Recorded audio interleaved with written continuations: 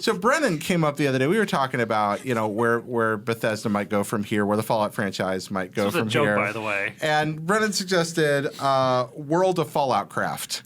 So we were just talking about what there was the Elder Scrolls MMO. I think it's Floyd Tufts again. I don't know what's going on. Yeah. All right. I can't say it. It's really bad. So Miranda's thinking perverted thoughts, everyone. All right. Moving on. So there we go. I don't remember what we were talking about. World of Falloutcraft. That's it. There was ESO, which was a thing that happened, regretfully. But if we were going to do World of Falloutcraft right, what would it look like? Well, and Bethesda already killed Interplay's Fallout Online. They did. Yeah. So that's not happened. But they did. I wonder if you would bring that up. Yeah. Well, of course. I think it would have to be big. It'd have to be like the continent of North America. Yeah. Because one of the cool things, I don't know, whenever I played so much World of Warcraft that I can't compare any other MMO. I can't talk about any other MMO without saying how it could have been better if it had just done what World of Warcraft did. Mm-hmm. But the best thing about World of Warcraft was that it presented you with this contiguous sort of world, but it was huge and expansive. It would take forever to get from one place to another, but you could totally do it. You could walk, you could fly, and I think with a world like Fallout, where there's so much lore and there's so many factions, it would have to be huge and expansive in order to really give you the sense that this is a wasteland that you're operating in and not just a city-sized sort of area. Yeah. Would they have the budget to do it, I wonder? I mean, could you build a world that large? You could. I mean, it's been done, right? Yeah. Why wouldn't they be able to? I mean, for me, I know this started as a joke between you, me, and Jared, but to be honest, the best way to do this is not to do it at all. Okay.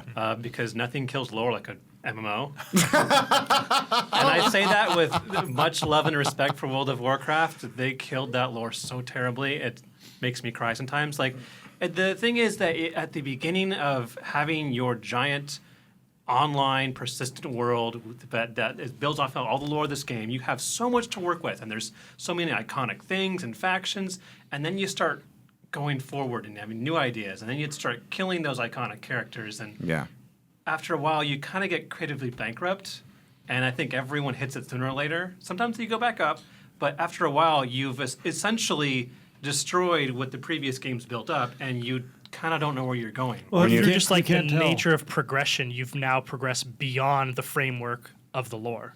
That's kind of World of Warcraft's problem. Well, I mean, part of the problem is that you can't tell a story where your and each individual character is the hero of it, because everyone is the hero.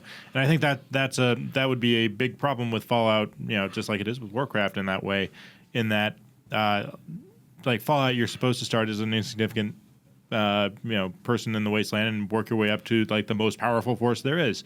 And I just don't see that being practical. And you lose a lot of what makes Fallout by having the first few hours, say the first 20 hours, 30 hours, 40 hours of a Fallout Online is you working your way up from having nothing to having a suit of power armor and whatever, and then you're just trying to get a better suit of power armor, a better suit of power armor, better suit of power armor. It's that's not what Fallout is about for me anymore. That's just any sci-fi MMO. It's better power armor, better power armor, better power armor. What if you made it about player agency? I mean, that's the other kind of cornerstone of Fallout. I don't know if this would work or not, but you're big on WoW. I'm from the other end of the world. I'm an EVE person, so which is all about player created content and spreadsheets. That's what I was just going to say. But that player-created end of it, for all the teasing Eve takes for being a number-crunching game, it really is a universe that's the adventures are mostly dominated by what people have built. And you really do start small and build up. But instead of it being about getting better and better stuff, it kind of becomes about being a more and more important force in that community. Could you make that work in Fallout or not? I don't know. I mean, I think it, in order to make what my sense of Fallout is work, it would have to be a permadeath game, like a DayZ. Yeah, exactly. You would have to always be risking losing everything you have, and going back to square one, and which of course everyone would hate. I mean, if you take it kind of more from the Rust and DayZ angle, it's not so much here's this quest. It's what if you survive. just make your own thing? Like you have tools Right. and you can upgrade them, but then other people could come and just mess it all up. Yeah, I mean, Fallout is kind of at its core a survival game. Yeah. And I think that the online survival genre would fit it very well. And of course, one thing that an online game could pretty much never do is one of the most defining things of Fallout 3, New Vegas, and 4, which is VATS.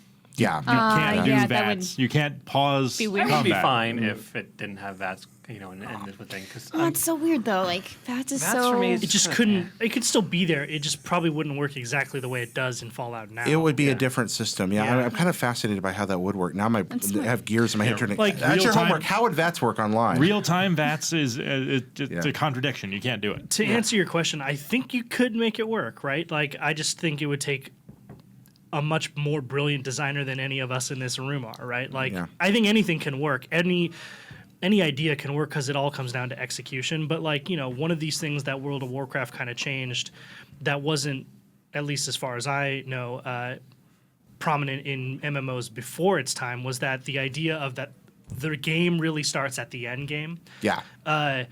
I think you could make Fallout work if you made it so that it was super, super difficult to get power armor. Like when you get to power armor, that's 500, 1,000 hours in, and Which you're only makes- just getting Then there. you create Final Fantasy 11. That just makes a progression curve that everyone hates that you never get anywhere. well, Well, not Like, that's necessarily, another- right? There can be armor sets and other cool gear to acquire on the way there. Like power armor should be like not I guess Star Wars Galaxies. Yeah, it should it be sounds- like it sounds the too familiar Jedi to of the that. Jedi, and that man. wasn't a good idea. Yeah, that was an awful practice as well. I still remember one of my friends was just dedicated to the idea of becoming a Jedi, and like he never so sorry. never did it. He spent like 1,000 hours trying to become a Jedi, never could. There is another route again, and I keep going back to Eve because it's the best. And but so we touched on this. Making things precious is another way to make even if you can get to something very quickly, if you make it precious, this is something Eve does really well.